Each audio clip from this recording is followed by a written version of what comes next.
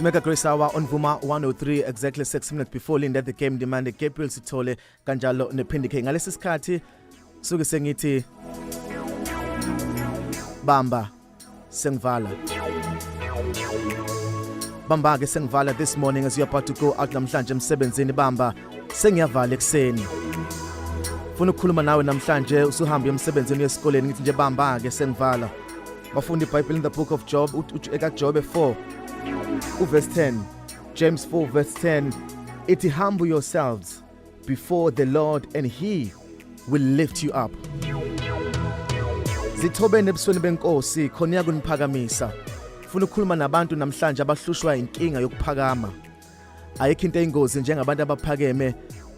Ayikho into eyingozi njengomuntu ophakeme ongafuna ukungeneka, ongafuna ukuzwakala, ongafuni nje yena abanye abantu bephakama wena yedwa uhleze ephakeme. Ingozi lento yokuphakama ngoba manje uvela uyibona ungcono kunabanye abantu ubone ngathi wonke umuntu uphansi akufundisa ukuyithoba namhlanje ekseni akufundisa ukuzehlisa ngoba ukuyiphakamisa kuzokulimaza one day usathane ezulwini akazange yebeka zange etshontsha akazange enze lutho kodwa into ayenza iyodwa ukuthi nje waphakama wena ngokuba nje nemoto eyodwa usuphakama usafuna ukulifta abantu emphakathini wangakini ake ufunda ukuzehlisa namhlanje ake ufunda ukuzehlisa uye kwimpakama ngoba one day izokulimaza ngokugraduate nje ube ne degree eyodwa awusangeneka awusakhulumiseki ake ufunda ukuzehlisa ngokuqala nje business elilodwa wathola nje u20,000 owodwa usafuna ukungeneka usubona usoma business omkhulu ukudlula wonke umuntu endaweni ufunda ukuzehlisa ngokuthola idegree nje A1 akekho umuntu osofuna ukumkhulumisa wonke umuntu usumbukela phansi noma uqhamungu usufuna bonke abantu bekuthobele wena inkinga indaba yokuphakama ngoba manje mawuphakeme uzophakama mawusubuya phansi akekho ozokuxosha akekho ozokusiza ngoba wena vele uyibeke phezulu waphakama awufunda ukuzehlisa ngokuthola ipromotion emsebenzini awusabingeleli wena awusababingelela abantu mawungena uvela uqonde office lakho ungabingeleli abanye abantu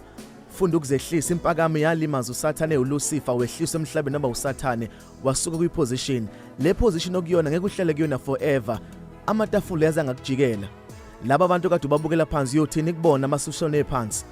awehle ukuphakama namhlanje ngifuna namhlanje kuseni labantu laba ubuhlele ufuna bona kube yibona bakubingelelayo ungababingeleli bona akukube uwena namhlanje ufike uqala ubabingelele ubabuza impilo ngoba nakho ekhaya uyibreadwinner kuyiwena othenga ukudla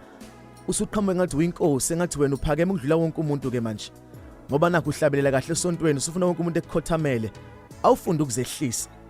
awuyeke impakama ngoba izokulimaza ngelinye ilanga uzothi udinga usizo ungakwazi nokucela usizo ngoba uyazi ukuthi uphakeme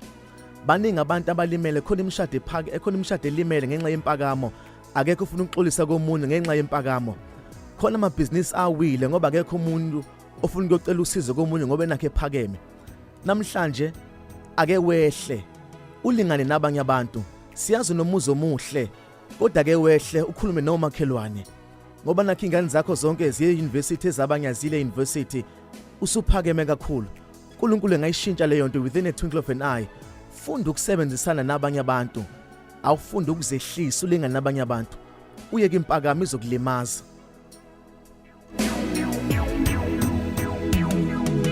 bamba ke sengivala yehlisa impakamo namhlanje ngifuna ubingelele nabantu ungajwayele ukubabingelela mawuhamba ngetekisi uvela ukhokhele nogogo omdala umkhokhele namhlanje uthi niba u4 ukhokhele naye ngoba uyazehlisa izokulimaza impakamo ivuma 103 igama Phumlani Nkwanyana isibongo asibona nekusasa phakathi kwa5 no6 Mega Grace Hour on Vuma 103 good morning KZN